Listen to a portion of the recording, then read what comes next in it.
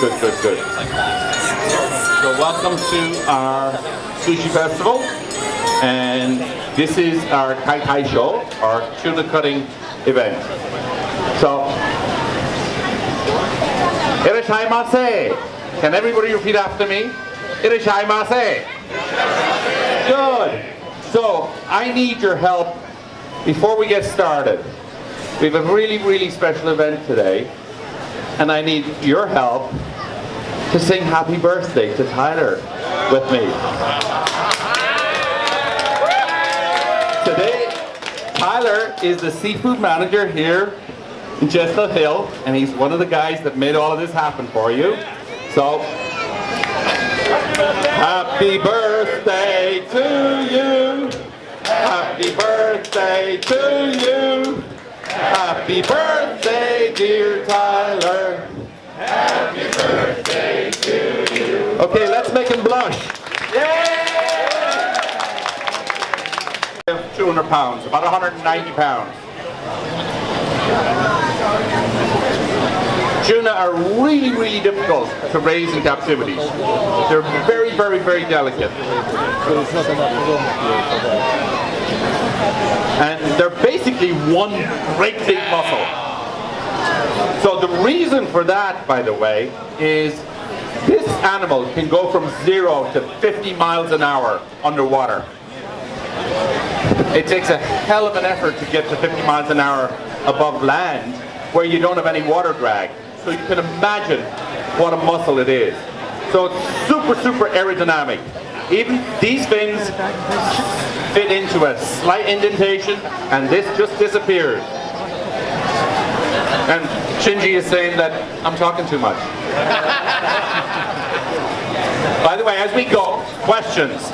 Just wave your hand at me and I'll answer any questions you have. What are they fed? This is a farm tuna. It's a couch potato tuna. It's fed the finest food from the time it's small all the way up until it's this size. They get pellets at different, getting bigger and bigger as it gets older. But these get fed wild oil fish at the end, like pilchards or sand eels or things like that. What is your specialized? What do you use the spare parts for?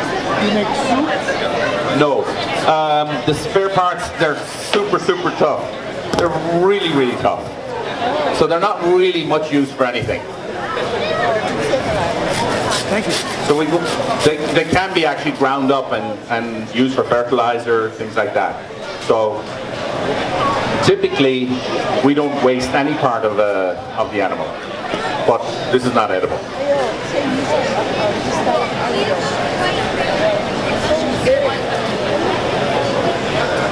Any questions?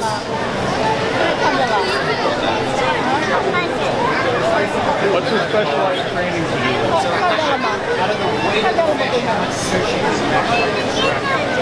That's a great question. Out of the weight of the fish, which is about 190 pounds, how much of it will be good for sushi? It will be about 140 to 160 pounds. Yeah, the bones, the skin, are the only things we can't really eat. The head, I'm going to auction the head in a little while. Lots of great meat on the head. The eyes are a delicacy. The cheeks are an incredible delicacy. Even the tail, we can take it all the way down to the bone. So, it's such an awesome animal, we don't want to waste any part of it.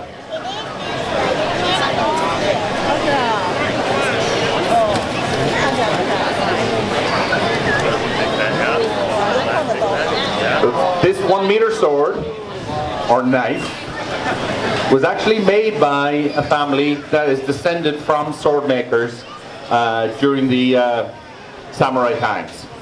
They were sword makers 200 and something years ago, and today they make tuna knives for the auctions. We brought these from Tokyo.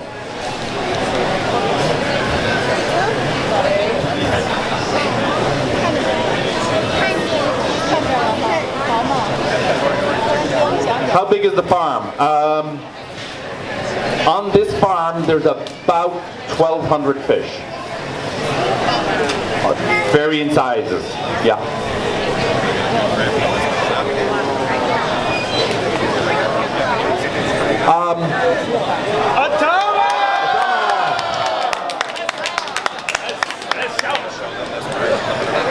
So in the back here, all this wonderful fatty meat, we'll auction this off in a little while, and everybody will have a chance to have a go. Your question? Yes. All the eggs. Yeah.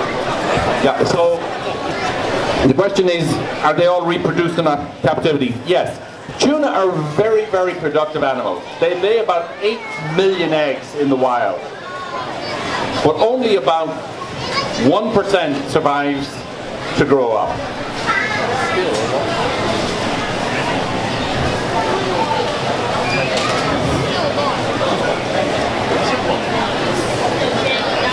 Now he's going to take the tail off.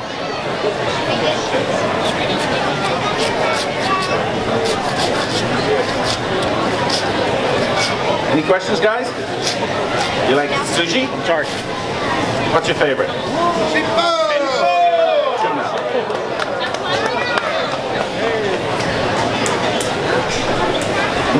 That looks about 3 pounds. That'll be fun later.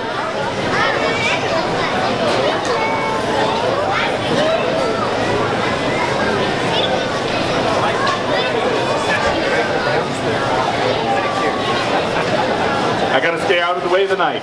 Whoops.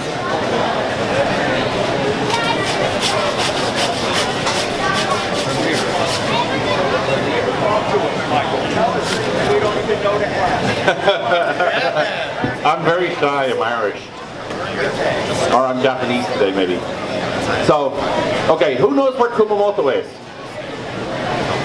Nobody? We've got nobody here from Japan? There we go. Where's Kumamoto? It's a southern place in Japan. Yes, it is. The Kumamoto is actually also the home of the experimental tuna farms by a famous university called Kindai University. Kindai was the first research. Not today. The Kinki University, as it's more correctly pronounced, has been a leader in fish farming for over 40 years. They pioneered the growth and development of about 40 different species, but tuna is probably its most famous. The fingerlings for this fish come from the university. So, one of the questions I was asked yesterday, what's the difference between farmed and wild fish? And is one better than the other? Well, the basic difference is that farm fish grow up in comfort. They don't have to hunt or fight or run away or look for food. They're couch potato tuna. So they're going to be much more even in its fat content and frankly probably much more delicious. Wild tuna will have, you can always tell a wild tuna because it's going to have an uneven color through it. And the taste is going to vary. It'll be beautiful.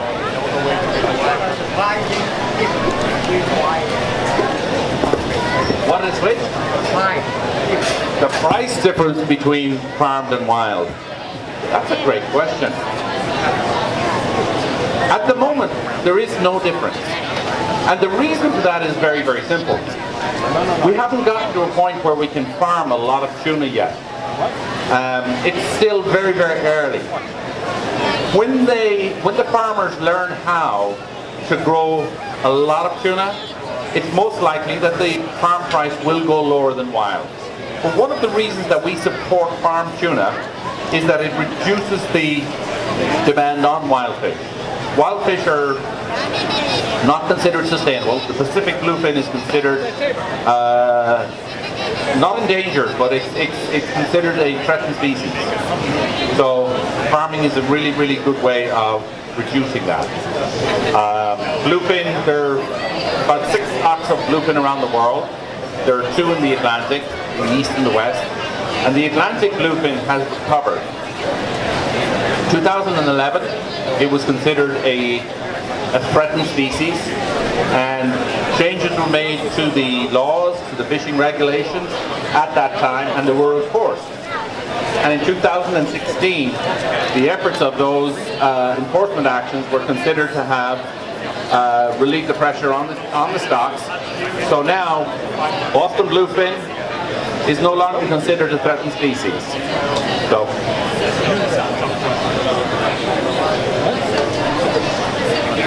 You want to go through or? Yeah, they go through anyway. Let's just flip this open.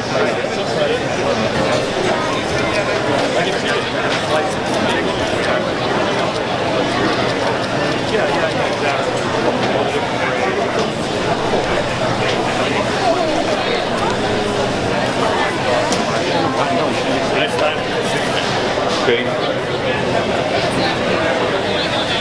So now,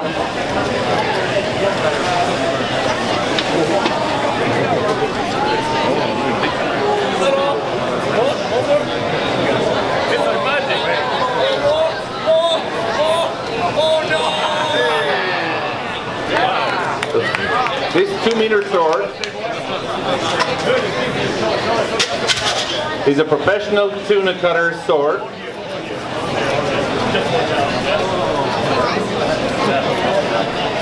And it also comes from Tsukiji market in Japan. The reason that we use long blades is on a bigger tuna, we want to get as few cuts on the tuna as is possible. We want to get the smoothest cut possible to provide the least damage to the surface possible. So this blade is wicked, wicked sharp.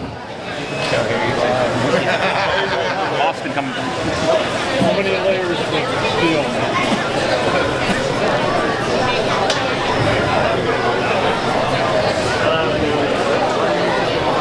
And we all get very nervous around Shinji right about now. After this, that's the last hut, right? It's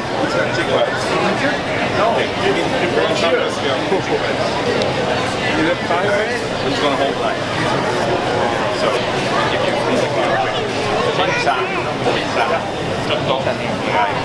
just like, I need some plate. Bring it out there. So what you're going to do is you're going to grab it. You're going to hold this and let it bend on it. Because if there's no steady, you can't get out. Now the other part is, hold it steady. See? You're going to guide along the skeleton. He's going to be the power. You're going to be the driver. No, that's on Shinji. No, I didn't see any. Take right, see what you think. Okay, so we have to help them along. It's actually quite difficult doing this. So we're going to do a chant with them as they push and pull the knife. So it goes something like this. Yo, E, show. So once they're ready, and Shinji asks for energy, we have to give him energy. All right? You all going to help me? Kids, what are you going to say?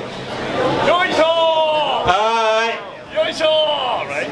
Okay. Let's go. You let us know, Shinji. Okay, we're going now, okay? Okay, ready? 2, 3. Yo, E, show. Yo, E, show. Yo, E, show. Yo, E, show. Yo, E, yay!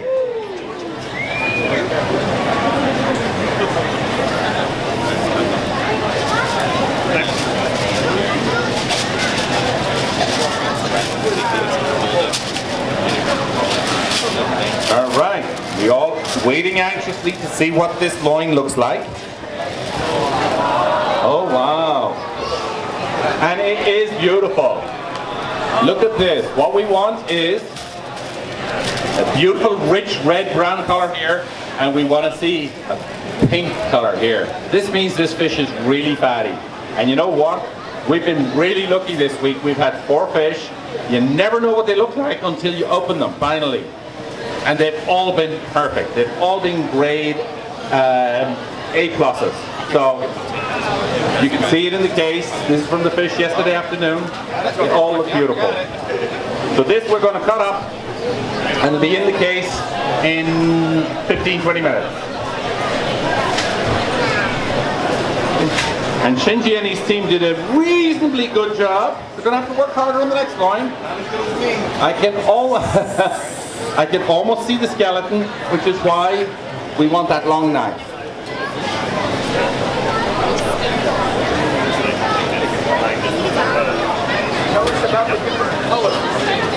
Okay, so you have different colors on the meat.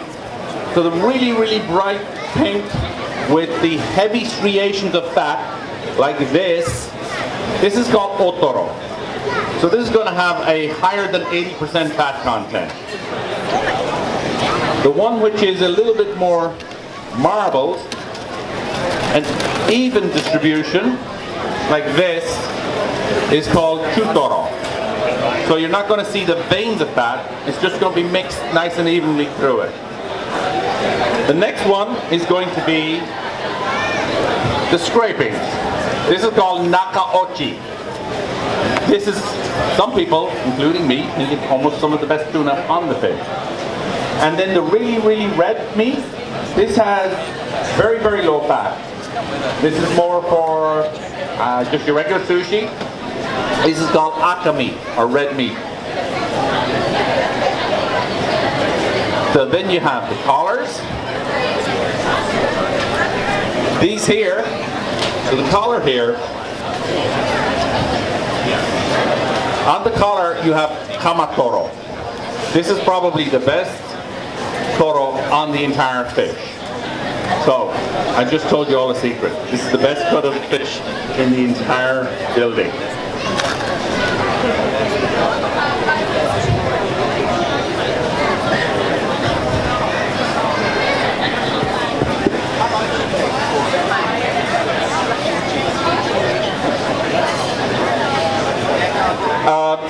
Almost an entire lifetime. Shinji's not finished training yet. How long does it Shinji, how long does it typically take to become a professional cutter in the market? For tuna? 10 years? Lifetime. Yeah.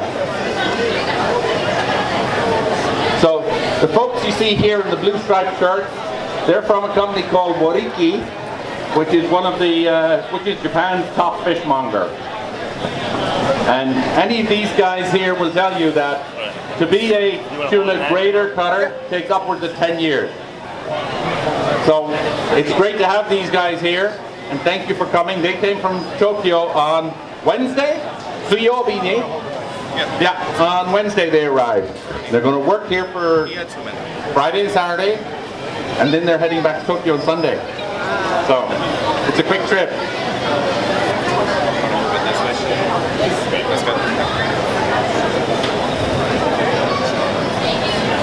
All right, gonna have to help them out again.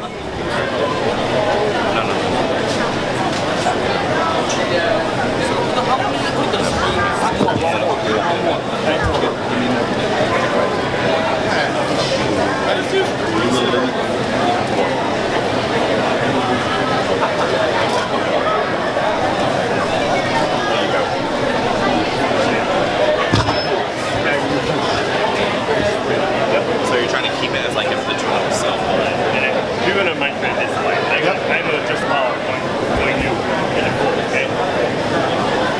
Here we go. You ready, Shinji? Okay, some energy for Shinji, everybody. Yo, E, show. Yo, E, show. Yo, E, show. Yo, E, show. Yo, E, show. Yo, E, show. Good job.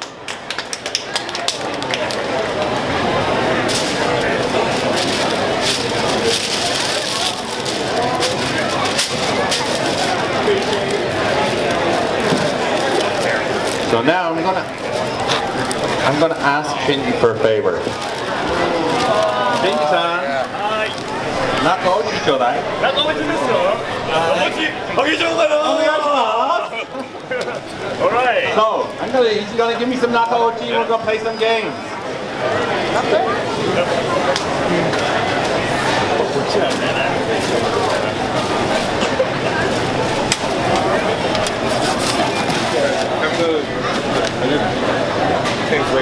Right on the table.